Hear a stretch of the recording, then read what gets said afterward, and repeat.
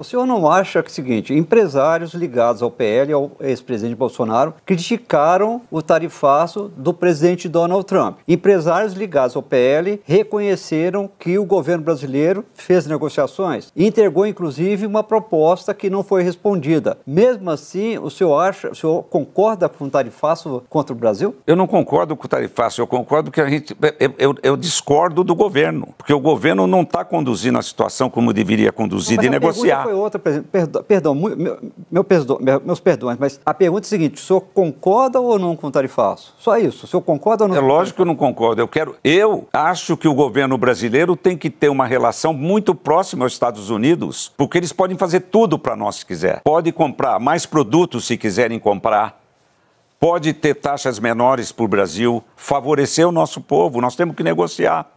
O problema é o seguinte, como ele vê que as coisas não estão acontecendo no Brasil como está acontecendo, o que acontece é isso, eles têm que negociar. Agora, um governo, presta bem atenção, que critica Israel, que defende o Irã, quer dizer, porque criticar Israel, um povo judeu que tem muitas indústrias no Brasil que empregam milhares de brasileiros que nós temos que agradecer, que estão aqui investindo, e o que acontece?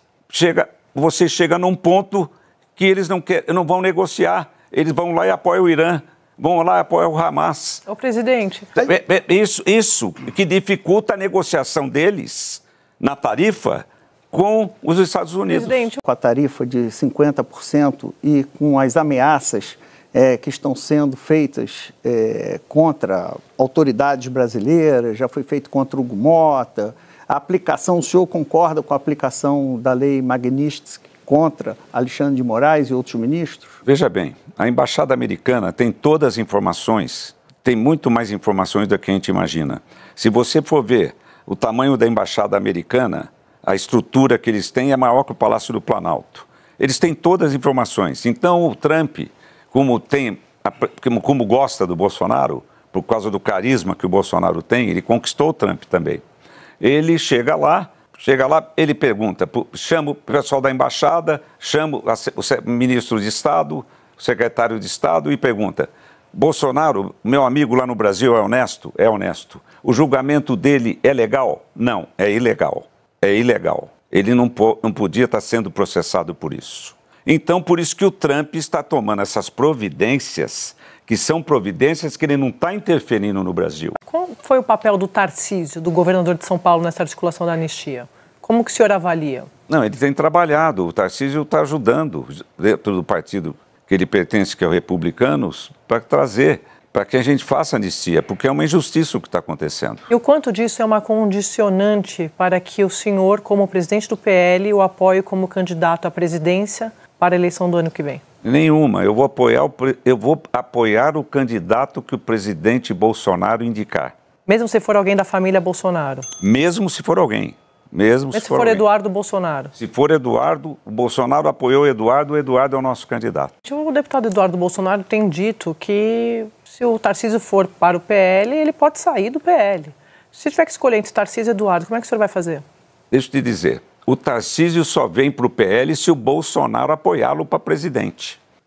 Se o Bolsonaro apoiar o Eduardo para presidente, nós vamos apoiar o Eduardo. Esse PL da anistia, assunto que está bombando, está circulando na Câmara dos Deputados principalmente, liderado pelo partido do senhor, o deputado Sóstenes Cavalcante. Queria perguntar para o senhor assim, o que tem de fato neste texto? Está pronto o texto da anistia? Estão discutindo ainda. Essa oportunidade de eu estar aqui hoje, eu estava um bom tempo sem dar entrevista, é muito importante porque eu nunca pensei que nós fôssemos chegar no ponto que nós chegamos, de que o cidadão não tem direito a uma defesa, é julgado sem direito à defesa. Isso não existe no planeta. E essa é a nossa preocupação. Mas a sua pergunta sobre anistia, eles estão trabalhando por isso, porque justamente por o cidadão que está sendo processado, ele não está tendo direito à defesa. Ele era para estar sendo julgado na primeira instância, o Bolsonaro. Mas então a anistia que está sendo discutida no Congresso hoje é para Bolsonaro? Não, para todos que estão presos. Incluindo o Bolsonaro? O pessoal do 8 de janeiro. Mas incluindo o Bolsonaro? E vamos tentar isso depois. Eu espero que sim. Entendi. Porque nós não podemos fazer uma anistia se o Bolsonaro não foi condenado ainda. Então, o que nós esperamos? Que tenha um entendimento para que esse pessoal que não teve direito à defesa possam ser anistiados. Mas espera aí, todos presidente. Foram presos no 8 de janeiro sem se defender. O senhor acompanha, o senhor assiste a Globo News, a gente está transmitindo, né, o julgamento. Lógico. As defesas hoje fizeram hoje acabou a manifestação das defesas, né? Ontem alguns falaram, hoje outros falaram, são os advogados, eles estão apresentando seus argumentos. A gente ainda não sabe qual vai ser o resultado, como o senhor disse. Mas essas pessoas têm direito às suas defesas, elas estão sendo... Está sendo transmitido isso em TV, em cadeia de TV e rádio, dentro do Supremo Tribunal Federal. Então, só para deixar isso claro, o senhor está falando que essa anistia, num primeiro momento, é para atingir os peixes pequenos, vamos colocar assim, por exemplo, Débora do Batom. Sim.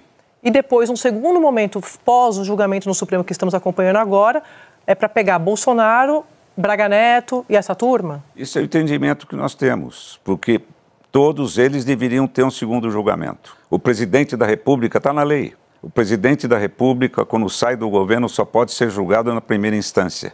E ninguém, o Braga Neto, seja quem for, ninguém teve o direito de defesa.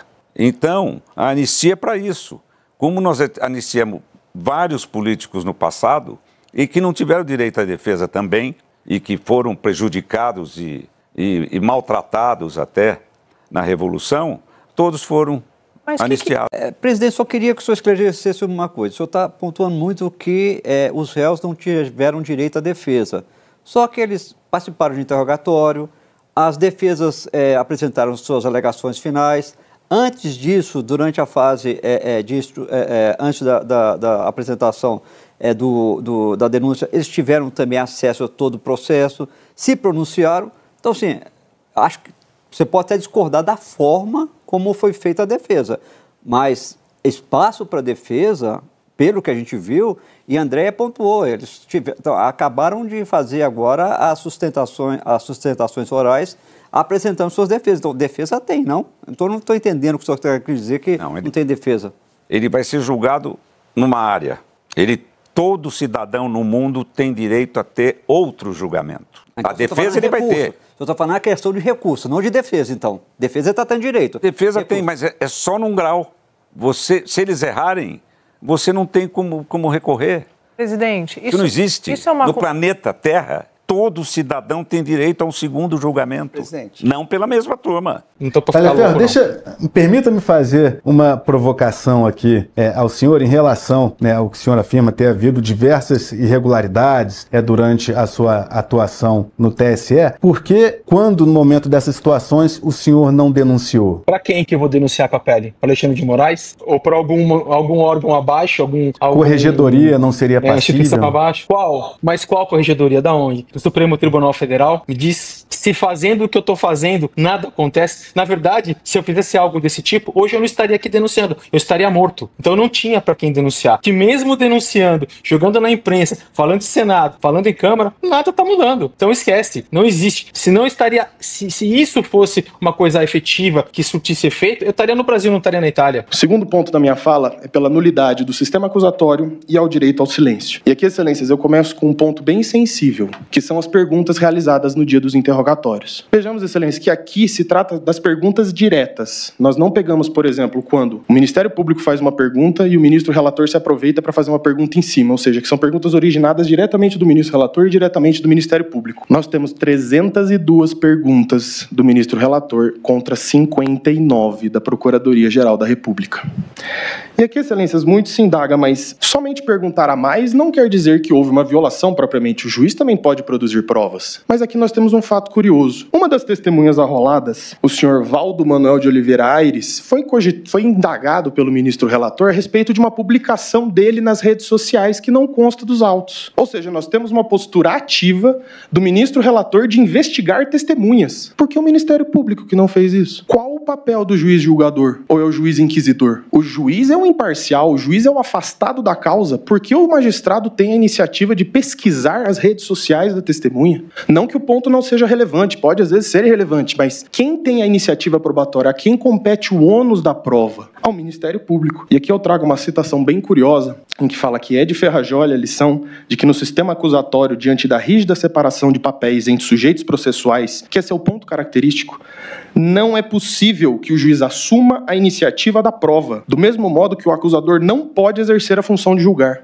E aqui eu trago ainda uma outra lição do professor Auli Lopes Júnior, em que ele fala é da essência do sistema acusatório a aglutinação de funções na mão do juiz. Não existe imparcialidade, pois uma mesma pessoa busca a prova e decide a partir da prova que ele mesmo produziu. E eu trago uma citação aqui do próprio ministro Luiz Fux, na ADI 6298, onde ele traz um curioso pensamento. A legítima vedação, a substituição da atuação probatória do órgão acusador significa que o juiz não pode, em hipótese alguma, tornar-se protagonista do processo. Nós tivemos acesso, e o eminente relator disponibilizou, evidentemente, as peças às defesas, mas nós tivemos acesso, ministro Flávio Dino, à totalidade, a quase totalidade de todos os documentos no dia 17 de maio deste ano. 2 dias antes do início da instrução. Depois, em 6 de junho e 7 de julho, essa documentação foi complementada por ofícios da Polícia Federal. Pois bem, nós estamos falando de mais de 70 terabytes de documentos. É uma quantidade industrial. Me lembro quando a imprensa fez uma matéria, 225 milhões de mensagens e áudios, mais de 1.200 aparelhos celulares apreendidos, mais de 1.200 laudos. E essa ação penal que Vossas Excelências hoje analisam, ela não é oriunda apenas de um inquérito policial. Tem mais 19 procedimentos correlatos com a inicial que foi apresentada a Vossas Excelências. Não seria razoável que as defesas, e todas as defesas pleitearam, e todas as defesas tiveram seus pleitos negados, tivesse um pouco mais de tempo para analisar esse processo? Não seria razoável, eminente ministro Luiz Fux? Evidentemente que sim. Ninguém quer a prescrição, ninguém quer que esse processo... E é um processo que, evidentemente, que tem que acabar, mas que tivesse um tempo mais razoável, presidente Zanin. Recentemente, o CNJ apresentou um documento que chama-se Justiça com Dado. E um procedimento, eminente ministra Carmen Lúcia, que tramita no juizado especial, dura 9 meses. Este procedimento, da data do recebimento da denúncia até hoje, nós estamos falando em 6 meses. Bom, disse tem um réu preso, nosso cliente, que nós nos insurgimos inúmeras vezes contra a sua prisão. Evidentemente que com o processo com o réu preso, o prazo tem que ser mais rápido. Mas essa rapidez não pode prejudicar o direito de defesa, ministro Fux. E nós não estamos falando dessa quantidade industrial de documentos que foram disponibilizados pela imprensa, a defesa, de maneira organizada, né? Que a Polícia Federal fez um começo, meio, enfim. Não. É o documento da AMP. Ela despejou esse processo e essa forma, eminente ministro Flávio Dino, que a Polícia Federal colocou esses documentos, a defesa não tem como olhar. Para Vossa Excelência, nós juntamos um laudo técnico que está aqui juntado nessa ação penal, só para conseguir abrir todos os documentos, nós demoramos mais de 30 dias. Portanto, é evidente que a defesa teve a sua atuação cerceada por essa questão, por falta de tempo minimamente razoável. Aqui ninguém está pedindo uma coisa de 1 ano para depois, não é isso, mas que ela pudesse exercer a sua defesa. Segundo cerceamento de defesa, e sempre registrando o respeito ao eminente relator, é o fato de ter sido negado a esta defesa gravar o ato de acareação que foi celebrado entre Walter Souza Braga Neto e o réu colaborador. Uma fala do procurador com data vênia, mas absolutamente contraditória, diz o seguinte: o golpe não se consumou pela resistência do Exército e da Aeronáutica, mas atingiu seu auge, aspas, atingiu seu auge com a perseguição de pessoas. Bom, mas se ele não se consumou, como é que ele atingiu seu auge? Ele não pode. Então, e aí eu explico muito facilmente. Porque, na verdade, o presidente Bolsonaro não tem absolutamente nada a ver com punhal verde e amarelo, com Copa 22, com absolutamente nada com o 8 de janeiro. Absolutamente nada com o 8 de janeiro. Senhor presidente, no relatório do eminente relator, constou que nós tivemos, em relação ao 8 de janeiro, nós tivemos 683 julgamentos do 8 de janeiro. Eu peguei um para colocar nas alegações finais com as alegações do Ministério Público, fazendo um confronto de denúncia. Nós estamos tratando de crime multitudinário, que segundo a doutrina, seria o crime de uma espécie de alma coletiva, de um estouro em que uns copiam os outros, crime multitudinário, que me parece que foi o entendimento dessa primeira turma para esses casos de 8 de janeiro.